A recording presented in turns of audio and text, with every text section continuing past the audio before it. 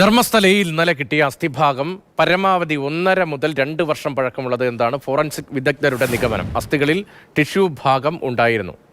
കുഴിച്ചിട്ട നിലയിലായിരുന്നില്ല, നിലത്ത് ചിതറിക്കിടക്കുന്ന നിലയിലായിരുന്നു അസ്ഥിഭാഗങ്ങൾ. അധികം പഴക്കമില്ലാത്ത മൃതദേഹമാണെങ്കിൽ അത് SITയുടെ അന്വേഷണ പരിധിയിൽ വരില്ല എന്നതാണ് ഇപ്പോൾ വരുന്ന വിവരം.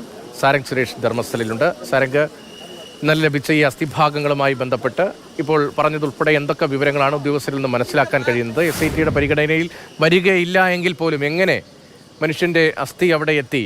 ആരാണ് കൊല്ലപ്പെട്ടത്, ആരാണ് മരിച്ചത് എന്ന കാര്യത്തിലൊക്കെ ഒരു വ്യക്തത ഉണ്ടാകേണ്ടതുണ്ടല്ലോ. അപ്പോൾ അന്വേഷണം എങ്ങനെയായിരിക്കും?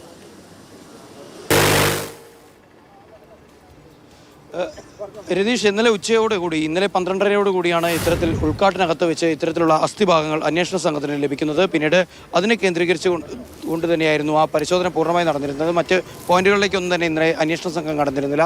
11-12 പോയിന്റുകളിലേക്ക് ഇന്നലെ അന്വേഷണ സംഘം കടന്നിരുന്നില്ല. അങ്ങോട്ടേക്ക് ഇന്ന് അന്വേഷണം തുടങ്ങുന്നു, തെരച്ചിൽ ആരംഭിക്കുന്നു എന്നതിനാണ് നമുക്ക് മനസ്സിലാക്കാൻ സാധിക്കുന്നത്. ഇന്നലെ പ്രാഥമിക പരിശോധന ഈ അസ്ഥികളുമായി ബന്ധപ്പെട്ട് നടത്തുകയുണ്ടായി. ഇതിൽ നിന്നാണ് അസ്ഥിയിൽ നിന്ന് ചില ടിഷ്യൂ കണ്ടെത്താൻ സാധിച്ചിട്ടുണ്ട്. അതിൽ നടത്തിയ പരിശോധനയിലാണ് പരമാവധി 1.5 മുതൽ 2 വർഷം വരെ പഴക്കമുള്ള ഒരു അസ്ഥിയാണ് ഇത് എന്ന് തന്നെയാണ് മനസ്സിലാക്കാൻ സാധിക്കുന്നത്. ഈ ഒരു കാലപരിധിയുണ്ട്. 1998 മുതൽ 2014 വരെയുള്ള കാലയളവിൽ നടന്ന അസ്വാഭാവിക മരണങ്ങളാണ് ഇത്തരത്തിലിപ്പോൾ SITയുടെ അന്വേഷണ പരിധിയിൽ വരുന്നത്.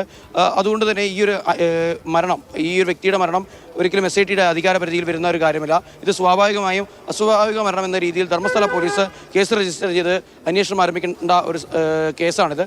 എന്നാൽ ഇവിടെ നടക്കുന്ന പ്രക്ഷോഭങ്ങൾ സംഘടിപ്പിച്ചുകൊണ്ടിരിക്കുന്ന ആക്ഷൻ കമ്മിറ്റിയുടെ ഭാഗത്ത് നിന്ന് ഈ കേസ് കൂടി SIT അന്വേഷിക്കണമെന്നുള്ള ഒരു വാദം ഉയർന്നു വരുന്നുണ്ട്. എന്തായാലും ഇപ്പോൾ കൂടുതൽ പരിശോധനകൾ ബംഗളൂരുവിലെ ലാബിൽ നടക്കുന്നു എന്ന് തന്നെയാണ് നമുക്ക് മനസ്സിലാക്കാൻ സാധിക്കുന്നത്.